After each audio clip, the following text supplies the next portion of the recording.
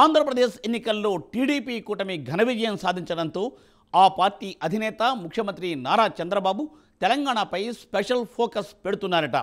నెలకు ఒక్కసారైనా హైదరాబాద్లోని పార్టీ కార్యాలయానికి వస్తూ సమీక్షలు నిర్వహిస్తానని ఆయన ప్రకటించేశారు కూడా. టీడీపీ ఆవిర్భావం తర్వాత మొట్టమొదటిసారి తెలంగాణ ఎన్నికలలో ఆ పార్టీ పోటీ చేయలేదు. అయినా పార్టీ కేడర్ ఎక్కడికి చెక్కు చెదరలేదన్న అభిప్రాయం వినపడుతోంది. ఇప్పుడు ఒకవైపు పార్టీ బలోపేతానికి వ్యూహరచన చేస్తూనే మరోవైపు పార్టీలో చేరికలపైన దృష్టిని పెట్టారు చంద్రబాబు. తాజాగా నాగం జనార్దన్ రెడ్డి అమరావతిలోని అసెంబ్లీకి వెళ్లి చంద్రబాబును కలిశారు. ఈ క్రమంలో టీడీపీలోకి ముఖ్య నేతల చేరికలపై రకరకాల ప్రచారాలు ఇప్పుడు జోరందుకుంటున్నాయి. డీటెయిల్స్ ఈ స్టోరీలో.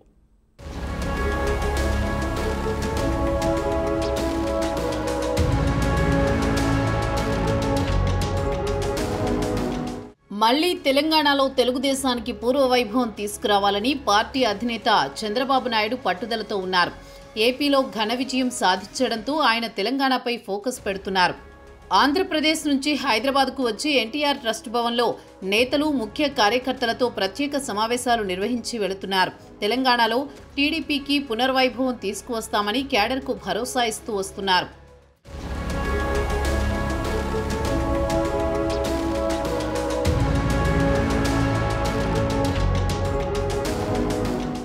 ఓవైపు పార్టీ బలోపేతానికి వ్యూహరచన చేస్తూనే మరోవైపు పార్టీలో చేరికలపైన సిబిఎన్ దృష్టి పెడుతున్నారన్న ప్రచారం జరుగుతోంది.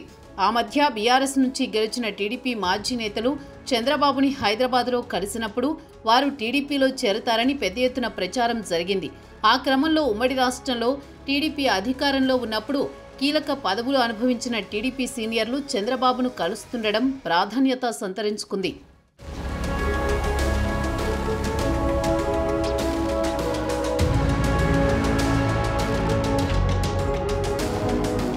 తెలంగాణ టీడీపీలో ఒక వెలుగు వెలిగిన దేవేందర్ గౌడ్, తీగల కృష్ణారెడ్డి, బాబుమోహన్ వంటి నేతలు చంద్రబాబు హైదరాబాద్ వచ్చినప్పుడు ఆయన్ని కలిశారు.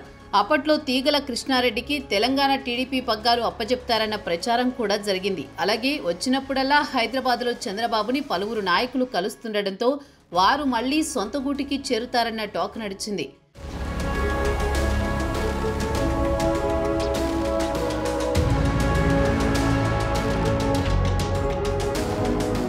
తాజాగా మాజీ మంత్రి నాగం జనార్దన్ రెడ్డి అమరావతిలో అసెంబ్లీకి వెళ్లి చంద్రబాబును కలవడంతో మళ్లీ ఊహాగానాలు మొదలయ్యాయి.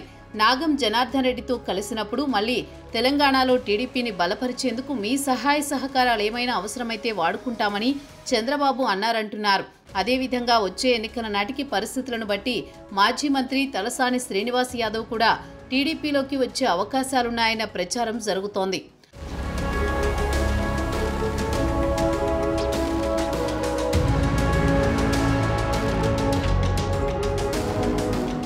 రానున్న ఎన్నికల్లో తెలంగాణలో కూడా ఎన్డీఏ కూటమి పోటీ చేసే అవకాశాల్ని కొట్టిపారేయలేం. అందులో భాగంగానే చంద్రబాబు టీడీపీ బలోపేతానికి మంత్రాంగం చేస్తున్నారట. జనసేన పవన్ కళ్యాణ్ కూడా తెలంగాణ పాలిటిక్స్లో ఎంట్రీ ఇస్తే కూటమి ఖచ్చితంగా బలమైన శక్తిగా అవతరిస్తుంది.